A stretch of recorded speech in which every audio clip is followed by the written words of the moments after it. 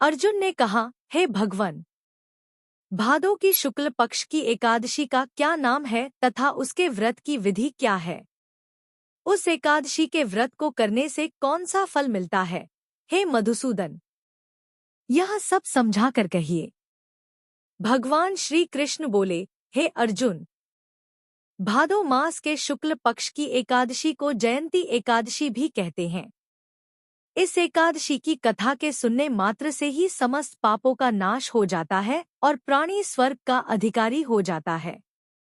इस जयंती एकादशी की कथा से नीच पापियों का भी उद्धार हो जाता है। यदि कोई धर्मपरायण मनुष्य एकादशी के दिन मेरी पूजा करता है तो मैं उसको संसार की पूजा का फल देता हूँ। जो मनुष्य मेरी पूजा करता है उसे मेरे लोक की प्राप्ति होती है, इसमें किंचित मात्र भी संदेह नहीं। जो मनुष्य इस एकादशी के दिन श्री वामन भगवान की पूजा करता है वह तीनों देवता अर्थात ब्रह्मा, विष्णु, महेश की पूजा करता है। हे अर्जुन, जो मनुष्य इस एकादशी का व्रत करते हैं उन्हें इस संसार में कुछ भी करना शेष नहीं रहता। इस एकादशी के दिन श्री विष्णु भगवान करवट बदलते हैं, इसलिए इसे परिवर्तिनी एकादशी भी कहते हैं। इस पर आश्चर्यचकित होकर अर्जुन बोले, हे कृष्ण जी, आपके वचनों को सुनकर मैं भ्रम में पड़ गया हूँ कि आप किस प्रकार सोते तथा करवट बदलते हैं। आपके बलि को क्यों बांधा और वामन रूप धारण करके क्या लीलाएं की?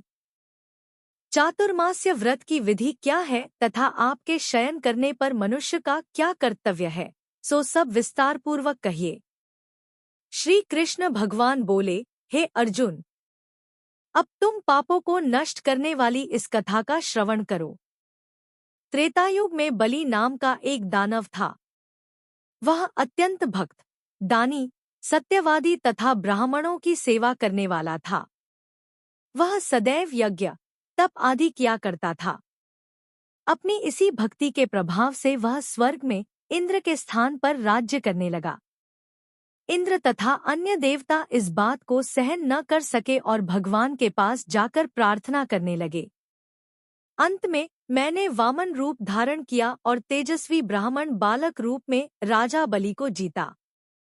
इस पर अर्जुन बोले, हे जनार्दन, आपने वामन रूप धारण करके उस बलि को किस प्रकार जीता, यह सब विस्तार पूर्वक समझाइए। श्री कृष्ण भगवान बोले, मैंने वामन रूप धारण करके राजा बलि से याचना की कि हे राजन, तुम मुझे 3 पैर भूमि दे दो, इससे तुम्हें 3 लोक के दान का फल प्राप्त होगा। राजा बलि ने इस छोटी सी याचना को स्वीकार कर लिया और भूमि देने को तैयार हो गया।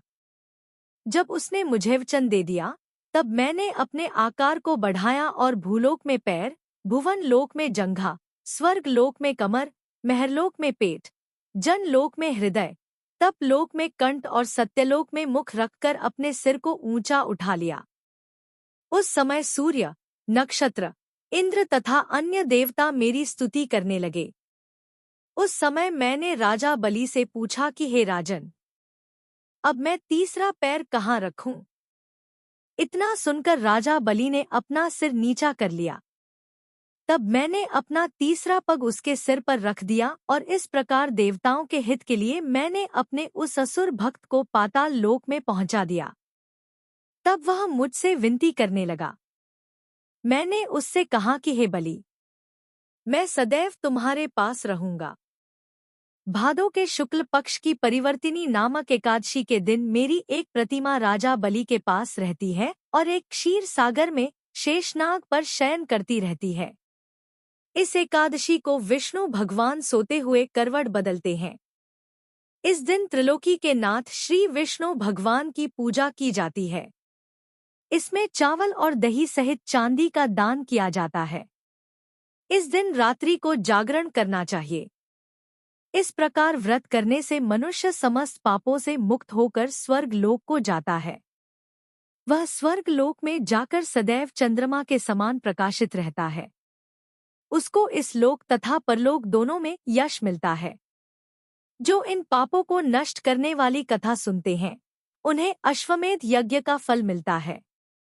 कथासार। व्यक्ति दान करे किंतु दान करके अभिमान न करे। अहंकार व्यक्ति को ले डूबता है। राजा बलि ने अभिमान किया और पाताल को चला गया। इससे यह भी ज्ञात होता है कि अति हर कार्य की बुरी होती है।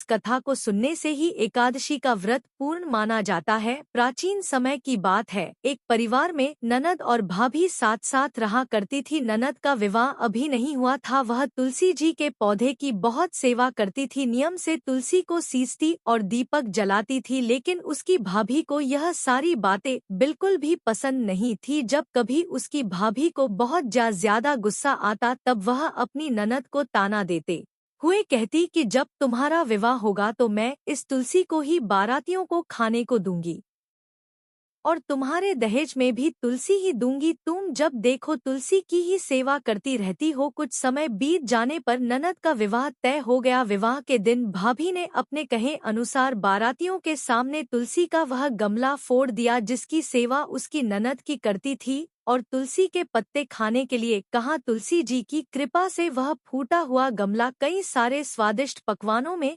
बदल गया। भाभी ने गहनों के नाम पर तुलसी की मंजरी से बने हुए गहने अपनी ननद को पहना दिए। देखते ही देखते तुलसी जी की मंजरी से बने वह गहने भी सुंदर सोने जवाहरात में बदल गए। इतना ही नहीं, भाभी ने मारे क्रोध के वस्त्रों के स्थान पर तुलसी का जनेऊ रख दिया और वह भी सुंदर रेशमी वस्त्रों में बदल गया। अब जब ननद अपनी ससुराल में पहुंची तो ससुराल में तो उसके दहेज की बहुत प्रशंसा हुई। यह बात भाभी के कानों तक भी पहुंची तो उसे बहुत आश्चर्य हुआ। उसने सोचा कि उसने तो ननद के गहने कपड़े और जने तक तुलसी जी के ही रखे थे और तुलसी की मंजरी रखी थी। यह सब जानकर भाभी को बहुत आश्चर्य हुआ। अब उसे तुलसी की पूजा का महत्व समझ में आ गया था। उस भाभी की भी एक बेटी थी। तब वह अपनी बेटी से कहने लगी कि बेटी तुम भी तुलसी की सेवा किया करो, तुम्हें भी तुम्हारी बुआ की तरह फल मिलेगा। वह जबरदस्ती अपनी बेटी से तुलसी की सेवा करने को कहा करती, लेकिन बेटी का मन तो तुलसी की सेवा में लगता ही नहीं था। धीरे धीरे समय बीता, भाभी की लड़की बड़ी हो गई। अब उसके विवाह का समय आ गया। तब भाभी सोचने लगी कि जैसा व्यवहार मैंने अपनी ननद के साथ किया था वैसे ही अब मैं अपनी बेटी के साथ भी करूंगी तो यह भी गहनों से लद जाएगी और बारातियों को भी खाने में तरह तरह के पकवान मिलेंगे और ससुराल में भी इसे बहुत मान सम्मान मिलेगा। यही सोचकर भाभी बारातियों के सामने तुलसी का गमला फोड़ देती है, लेकिन इस बार गमले की मिट्टी मिट्टी रहती है। मंजरी और पत्ते भी अपने ही रूप में रहते हैं।